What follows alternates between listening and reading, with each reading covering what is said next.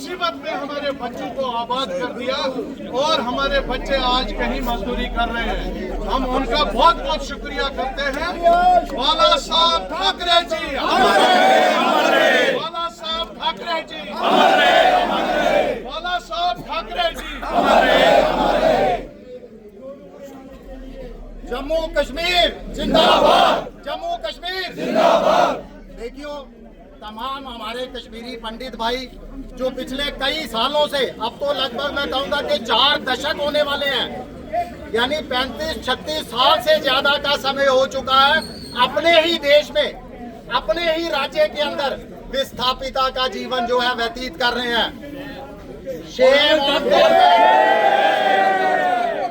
देखिए, बिल्कुल आज हम लोग देखिए अपने पार्टी हाई कमान के निर्देशानुसार जैसे ही उनको पता लगा कि हमारे कश्मीरी पंडित भाई वहां पर धरने पर दे रहे हैं, मुझे वहां से निर्देश आता है कि अपनी टीम को लेकर जाइए, वहां पहुंचिए, उनको समर्थन दीजिए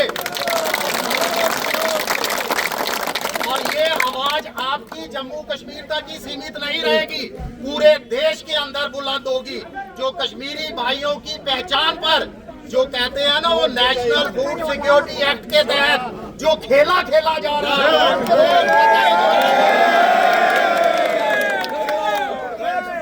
बर्दाश्त नहीं किया जाएगा, किसी भी कीमत पर बर्दाश्त नहीं किया जाएगा। आप नहीं बर्दाश्त करेंगे हम कश्मीरी।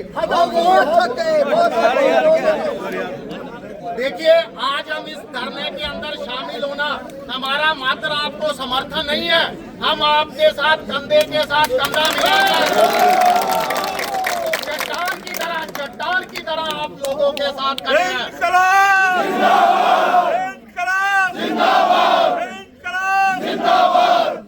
देखिए, पिछले 4 दशकों से आप लोगों ने दिया क्या है सरकारों ने हमें? हम मौजूदा सरकार ही नहीं, पूर्व की तमाम आज तक जितनी सरकारों रही हैं, सबकी आलोचना करते हैं, सबकी ऐतिहासिक विफलता रही है कश्मीरी भाइयों को सुरक्षित घाटी में बसाने को लेकर। आज भी हमारे घर वहां पर हम नहीं जा सकते। हम देखिए, इन्होंने क्या दिया यहाँ पे विस्थापित शिविर, अगर क्वार्टर भी दिए तो क्या क्वार्टरों का वहाँ पर हाल है, जर्जर हालत के अंदर वो क्वार्टर है, बाहर रहना कोई आसान नहीं है, नरक जैसा जीवन हम अपने ही देश में अगर बिताने गए तो ये सरकार के लिए शेम की बात है, सरकार के लिए। उसके बाद आपको देते भी क्या है जो ये इतना एहसान करते हैं? मात्र एक परिवार को 13,000 रुपया इस महंगाई के 32 रुपया एक। आप बताइए, महंगाई के इस दौर के अंदर जहां गैस सिलेंडर तक नहीं मिलता, अब आजकल पेट्रोल के दाम जो है वो 100 के आसपास पहुंच चुके हैं, और अब देखना चुनावों के नतीजों के बाद वो कहां पहुंचते हैं। ये आसान नहीं है इस तरीके से जीवन व्यतीत करना। देखिए, बहुत बड़ा खिलवाड़ है, और हमारी तो सीधी ये मांग है कि इस तरीके से हमारे कश्मीरी पंडित भाइयों की पहचान को पार करने वाली ये साजिशें जो है वो बंद कर दीजिए, ये अब सहन नहीं की जाएंगी। हमारी एक ही सबसे बड़ी मांग है, या तो हमें प्रॉपर तरीके से सुनिश्चित हमारी घर वापसी करवाइए,